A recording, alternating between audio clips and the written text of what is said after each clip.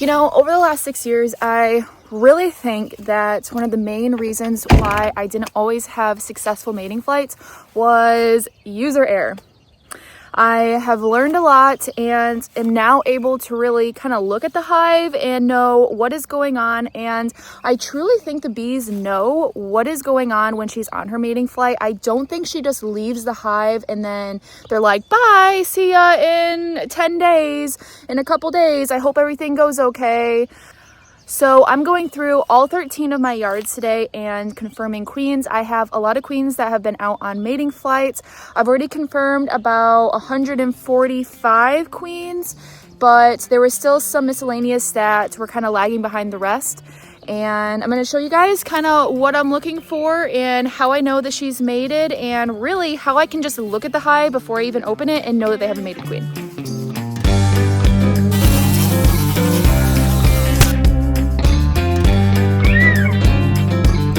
And I really wouldn't change the way that we have kept our bees over the last 6 years, because we learned many of the lessons that we needed to learn in order to expand like we are now. And really, it wasn't going to be able to happen a second sooner if we did not learn those lessons. So I'm pretty happy with where we're going. But I dropped cells in about half of our hives that we have building up. The other half all got mated queens. And one of the problems that I had, so please give me some advice, because this is one thing that I still have not figured out why. A lot of the hives that I did give them a cell from one of the queens that Casey grafted, they let her come out of the cell, because you could see where they cut out, like, you know, like when you look at a queen cell and a queen comes out of it, you have like that little circle on the very bottom where she cuts around it and comes out. Well, you could see that in all the cells. Mind you, I also had queen cell protectors on all of them so they couldn't be torn down. But she came out successfully, but then it's like they decided to kill her and just go with whatever cell that they made themselves on their frame. Now, part of this, I'm thinking the one thing I need to fix in order to keep this from happening next time when we use cells is the timing of when we do it. I probably should have done all of this back in April when we first got our hives back from California. I decided to wait one brood cycle this year before I did this last round of splits, and at that point the bees were pretty much kind of spread out amongst the hive. I was really struggling to keep the bees from swarming. They were wanting to swarm really bad, so I was in them every single week, moving around frames, tearing down cells, yada yada. Well, I think part of the thing is the queen was going around from frame to frame to frame and just laying like eggs miscellaneously throughout the entire hive, versus when they first get back from the almonds, they pretty much are wall to wall of brood on every single frame. So that could be part of it too, because there were probably some eggs in some of these splits, and they will always pick their own queen over anything you give them. But if you have any other tips of how to get them to actually accept their queen cell and the queen that comes out of their queen cell instead of making their own, then please throw them my way. Because each and every one of these hives got a queen cell, and I would say about half of them did accept their queen cell. They already have their queens back and mated. That's why I say 145 have confirmed queens already. But the other ones, like I said, they just decided, hey, we're gonna make our own, and that means that they went longer before they had a mated queen, which I wanted them to have a mated queen by now so they could build up on this black locust flow, but that's just a part of beekeeping. You know, you just gotta roll with the punches and what you get. One more thing that I have been doing, well, I've been going around and confirming queens, is since all of these hives have no capped brood by the time they have a mated queen back, and they most likely only have a frame or two of eggs, it is the perfect time to treat for mites. So I've been going around and doing OA treatments. They're pretty small, so all I have to do is just 1 gram per hive. and I can knock back the mites pretty good. So I'm also going to be doing an OA treatment on a lot of these hives once they have a confirmed queen. Might as well take advantage of that because the OA will truly knock out most of the mites that they do have in there. I did an OA treatment on all of these queenright hives a week ago, so I just want to see what they look like so I have an idea of how they're reacting to it. Last year I didn't have a good experience with OA. Ooh, they're building up pretty fast. What I like to see, a box full of bees. Wow, they have a lot of bees in here. They're growing pretty fast. I'm gonna have to bring out second stories here soon. Awesome. So last year, I didn't have the best experience with oxalic acid.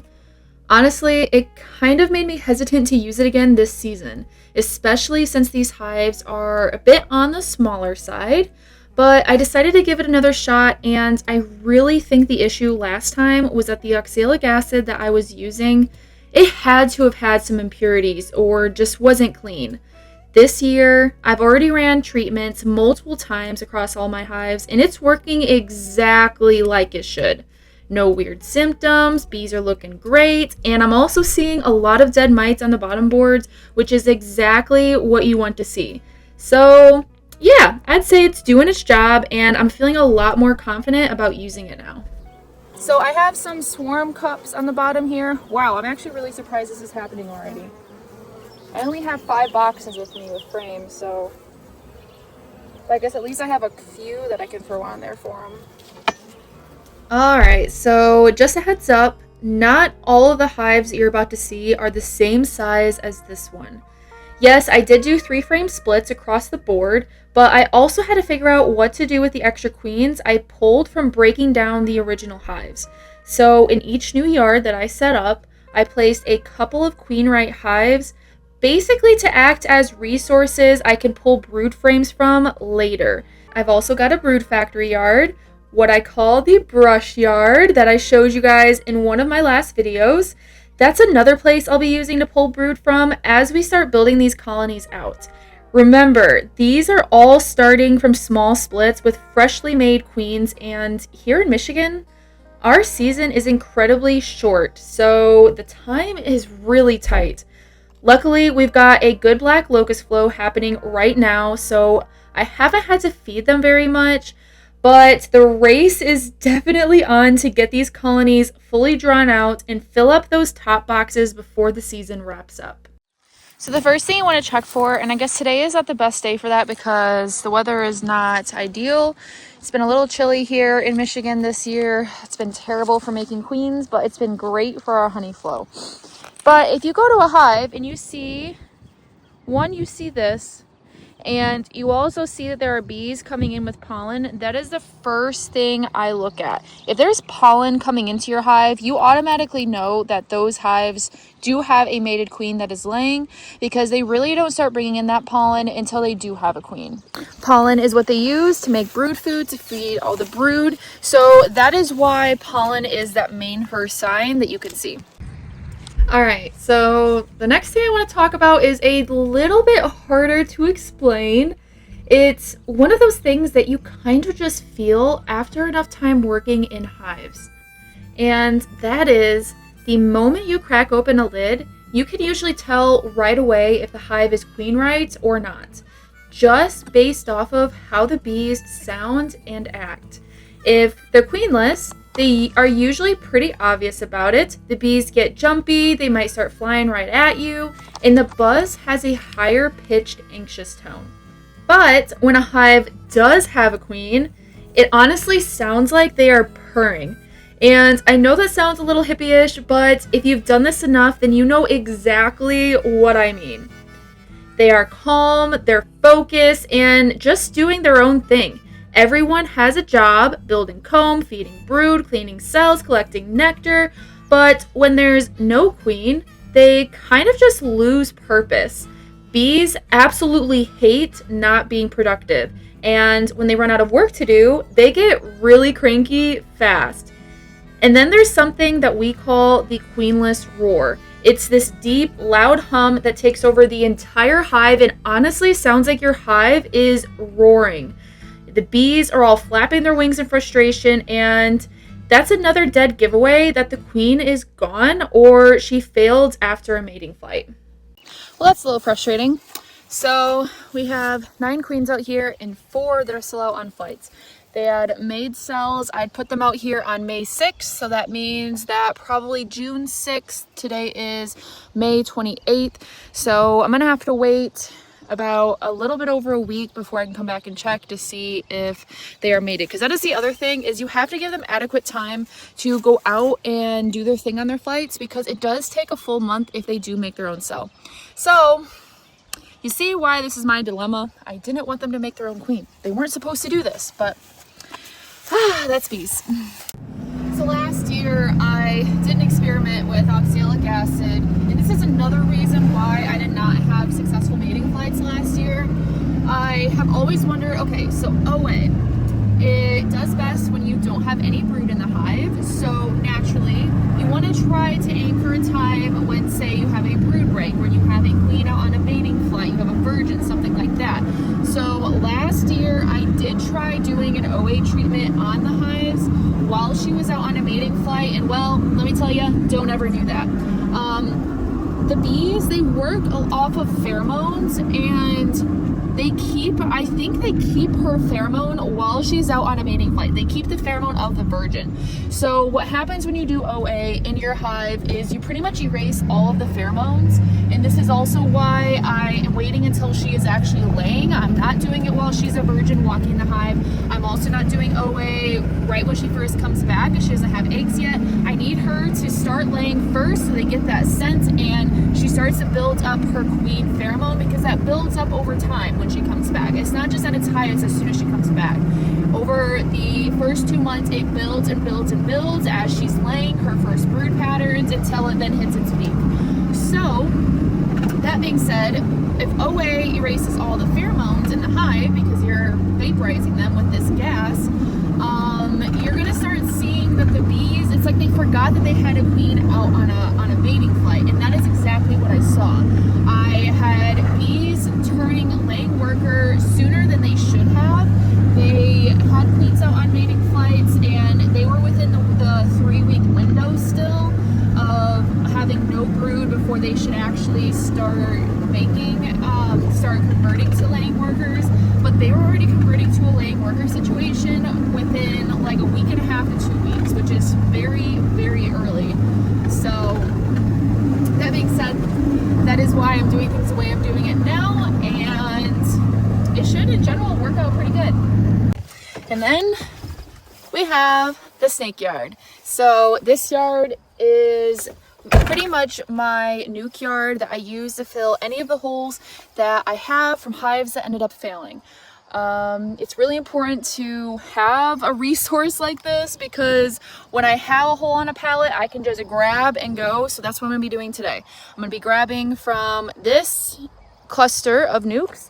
I'm thinking I'm probably only gonna grab 8 today, because I'm realizing that I'm probably gonna have to go back around in about 8 days or so to reconfirm queens on the ones that decided to make their own cell, which is kind of frustrating. So I mean, it is what it is. I really don't have to go around and confirm queens today. Really, now I think about it, I could probably just let them keep doing their thing, but there are some holes that did need to be filled, so I might as well get them building up in the area they're supposed to be anyways. And then these are all going to stay on these pallets once they're big enough to actually live in them. I have a feeling I'm going to have a tick on me today. I found 3 crawling up my shirt and onto my neck while I was driving. So, fun!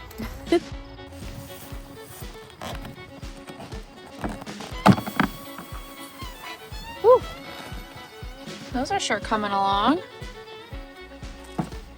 So I'm sure most of you already know this, but the most common way to check if your hive has a queen isn't actually by finding her, it's by looking for eggs. If you pop a frame and see 1 egg per cell in a nice consistent pattern, that means that you've got a laying queen. But here's where you've got to be careful. Just because you see eggs doesn't always mean you have a laying queen. It could also be a laying worker situation. This was underneath one of the nukes. Ah! What I've noticed, and this is actually my current theory, is that when a queen goes out on a mating flight and she doesn't make it back, the hive seems to instinctively act like she's never coming back. It's like they know. And when that happens, they can start developing laying workers fairly quickly.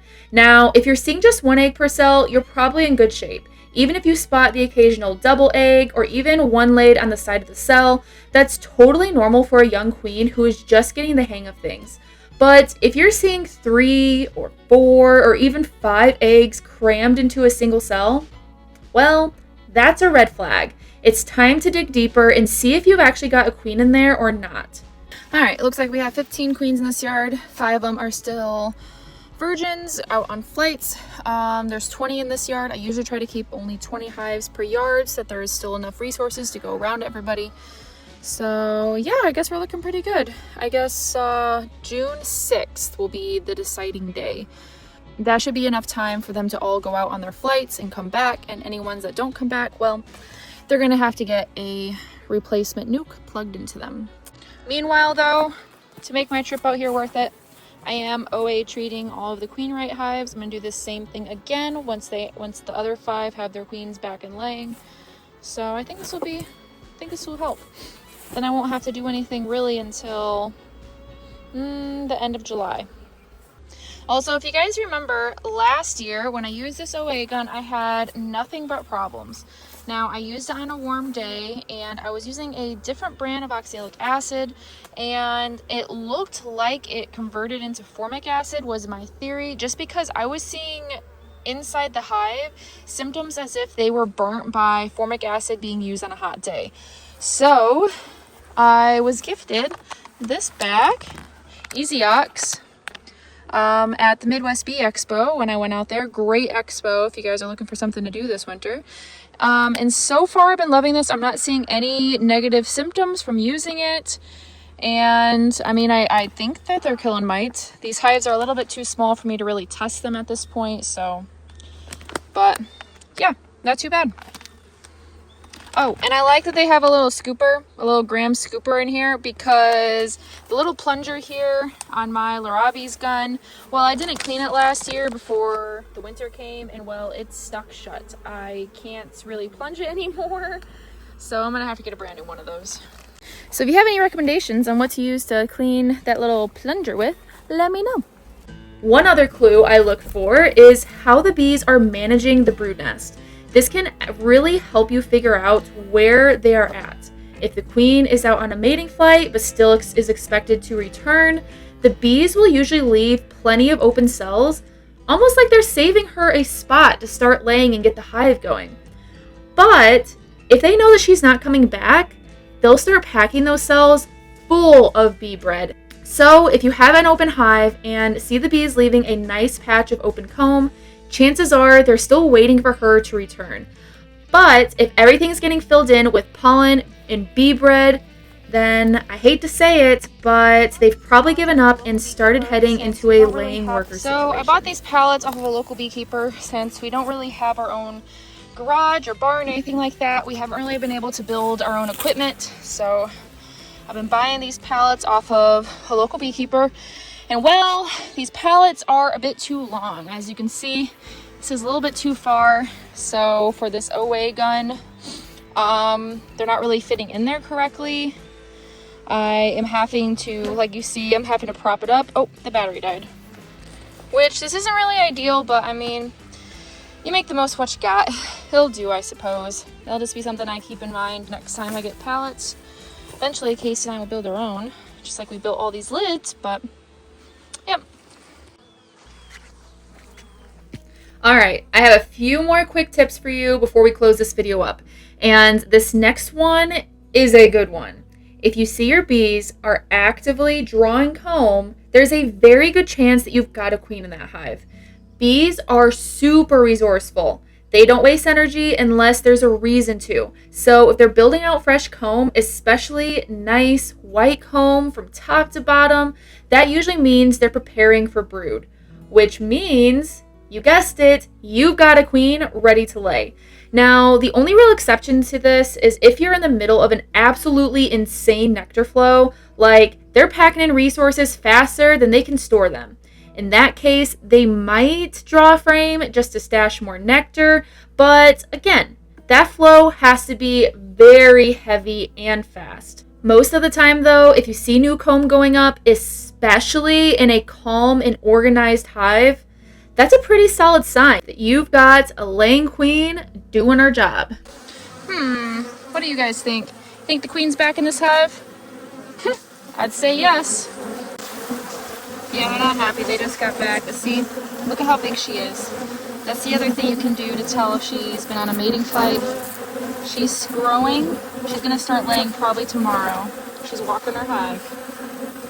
Well, I'm feeling very hopeful, especially after that last yard. We call it the glass yard because the owner of that yard blows glass, which is really cool.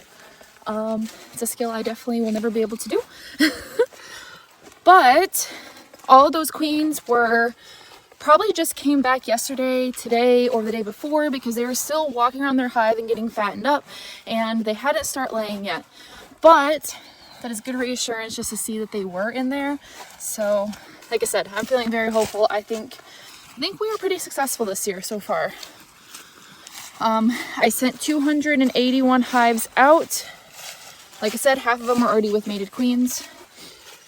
I already had confirmed 145 of them, so I was just waiting on the remaining 120 to get mated, and so far I think we're doing good. So all of these are the hives that I split from and left 3 frames for them, 1 frame of brood, and pretty much all of the field bees were able to then go back to these hives.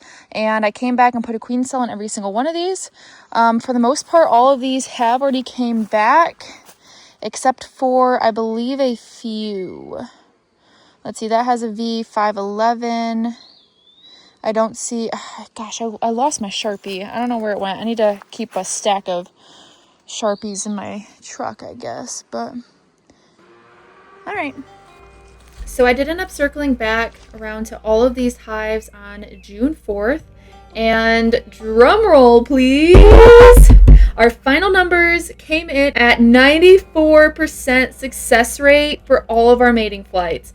That is honestly incredible. I wasn't expecting them to do this well, especially with all the cold, rainy, and dreary weather that we've had during that window.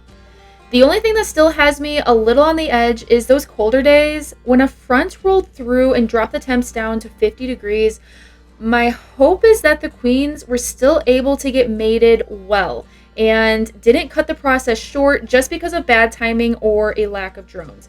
But we'll keep an eye on that and see how things progress over the rest of the season. Overall, though, things are looking fantastic for the season. Now the big challenge is just racing the clock to get all of those hives built up in time. They still got a lot of comb to draw out, and we're still working with a short window up here in Michigan. But honestly, this whole process, starting your own bee yard, trying new things, running these little experiments is so rewarding. Watching it all come together, even when it's messy or unpredictable, really gives me this warm, fuzzy feeling at the end of the day. So if you're thinking about diving deeper into beekeeping, do it. Start small, make mistakes, learn as you go, because it is so worth it. There's nothing like walking through your apiary and realizing, hey, I built this from the ground up. And that feeling is priceless.